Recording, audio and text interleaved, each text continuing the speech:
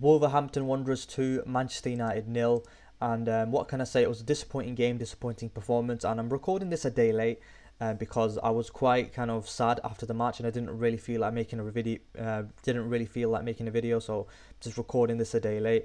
But yeah, I was really disappointed after the match. I wasn't angry like at the start of the season when we were losing games to Spurs and Liverpool and stuff.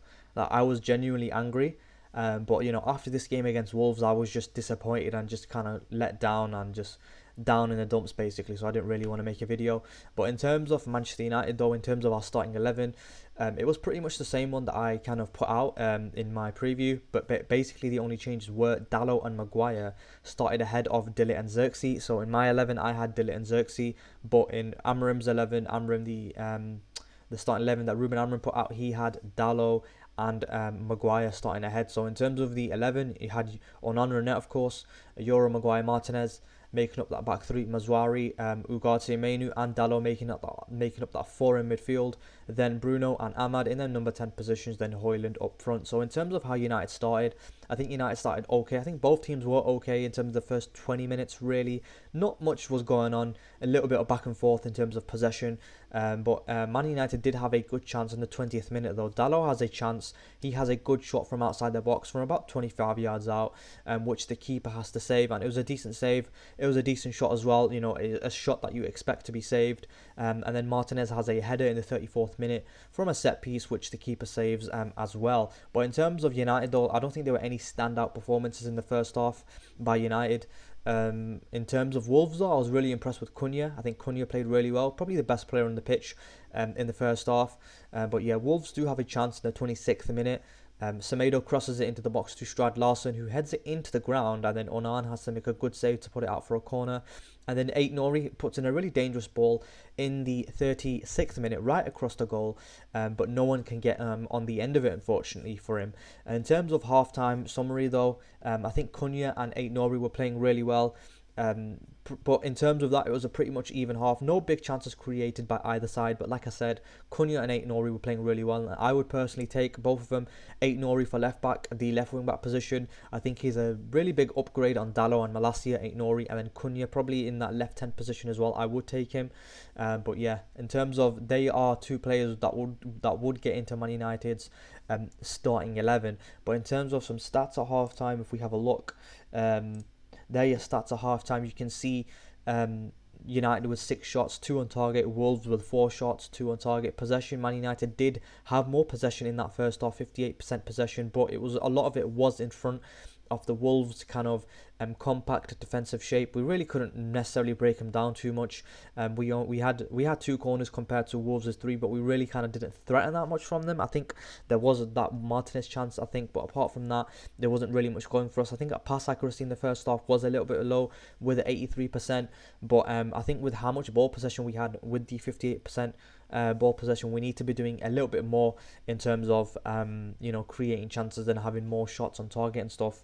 But yeah, in terms of the second half though, it was really disappointing because early on in the second half, in the 46th minute, Bruno gets a second yellow. It was a silly tackle.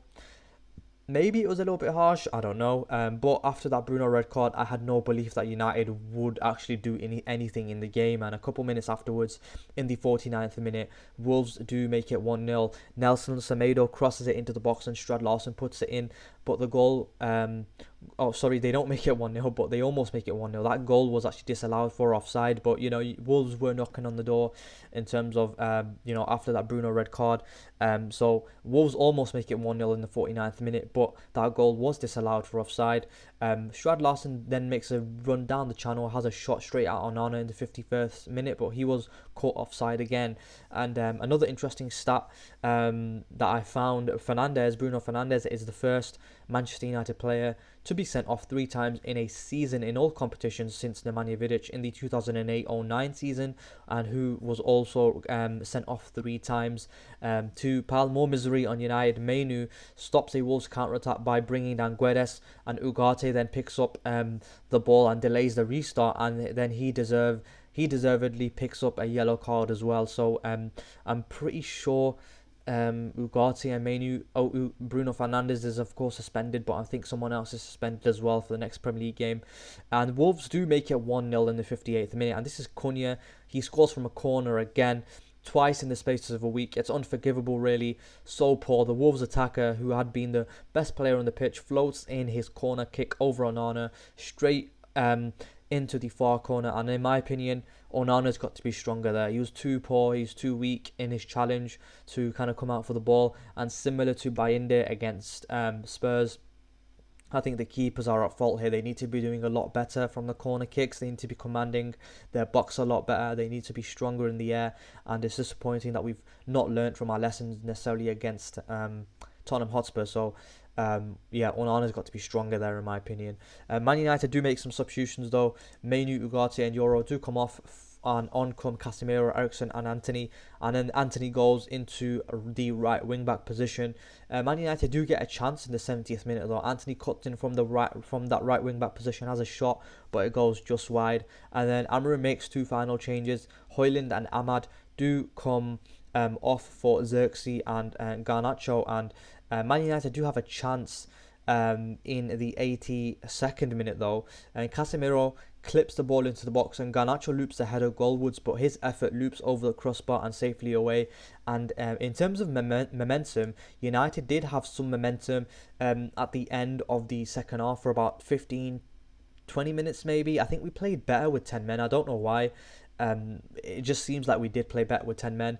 And Mazraoui puts in a cross in the 95th minute. Maguire heads towards goal, but it's comfortably saved. But unfortunately, Wolves do make it 2-0 through a counter-attack. I think it's Tommy Doyle. He tackles Dalot in United's own half. Cunha is released in behind the non-existent Man United defence, and the Brazilian rolls the ball into path of Hwang, who sends his finish past Onana to make, and into the top corner to make it 2-0.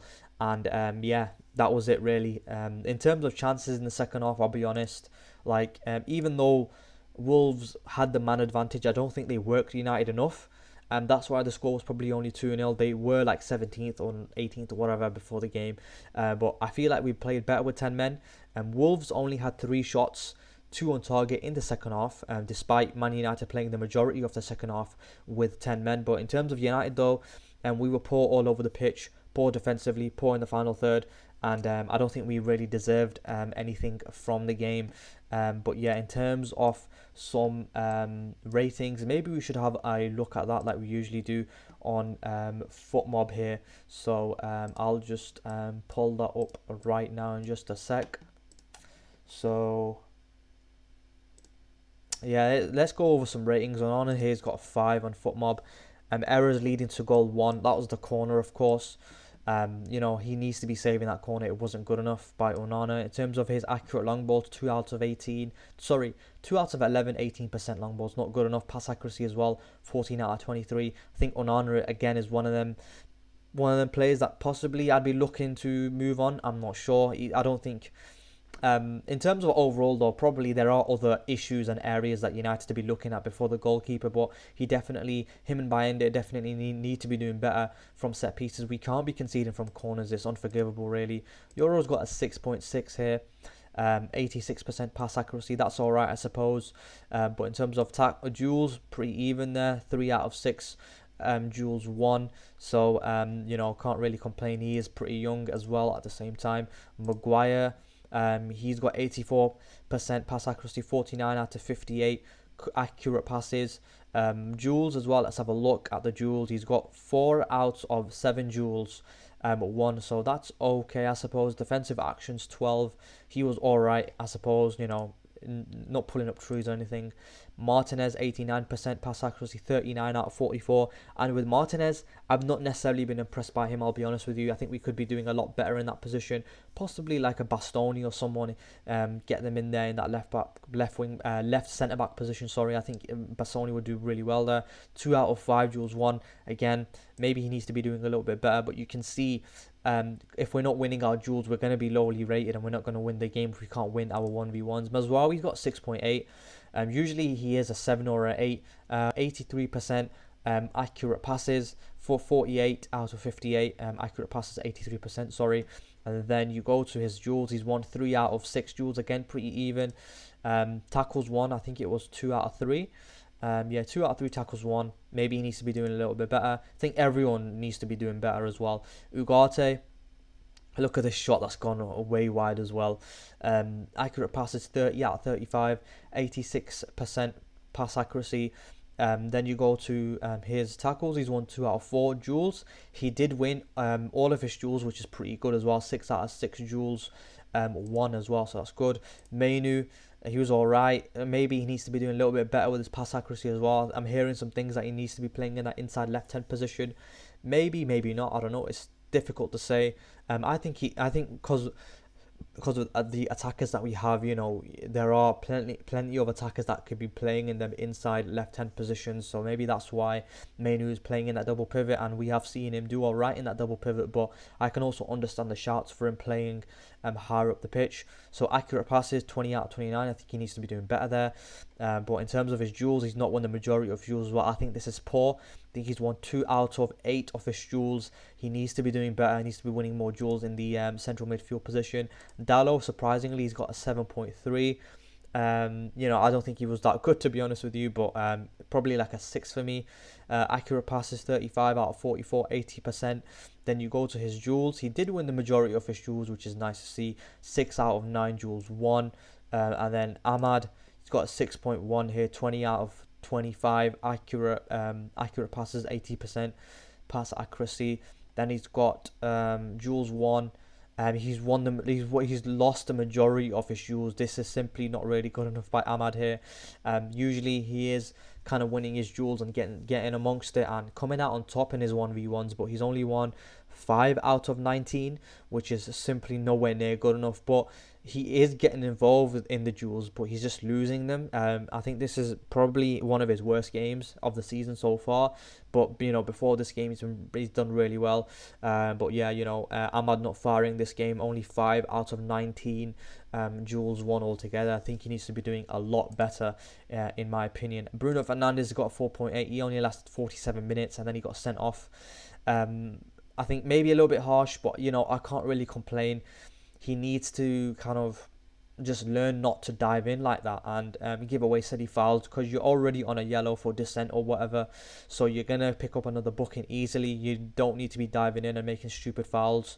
In terms of his duels, even before he got sent off, he's only won 3 out of 13 duels. I think he needs to be doing a lot better and of course not get sent off. And then Højlund 5.8. Again, I'm looking at my strikers and I'm just thinking, you're not doing enough for the team. You're not being consistent enough, and that's why possibly I think there needs to be a massive overhaul of the squad. I think there's only 7 players that personally I would keep. Everyone else I'd be looking to sell or listening to offers for. But in terms of Højlund, 5 out of 8 accurate passes, 63%. Accurate passes, I think that needs to be better in my opinion. No touches in the opposition box, again for your number 9, not good enough whatsoever. Duels, again, he's not won the majority of his duels, only 3 out of 12 duels won, which is simply not good enough for your striker or any of your players in general. So you can see overall the starting 11 and the duels, we're not winning enough 1v1s. Casemiro came on. I think he done all right. He can't do much with 10 men. 14 out of 22, 64% accurate passes. Duels won 3 out of 4, which is all right. He only lost 1 duel, which is decent. And then Christian Eriksen also came on. 14 out of 19, 74% accurate passes. Duels, he lost both of his duels, unfortunately. Anthony came on, and I think he was okay. I'm not going to lie, he was all right. He did have that one shot that just went wide, so it could have been on target, but hit the side netting. Accurate passes, 17 out of 18.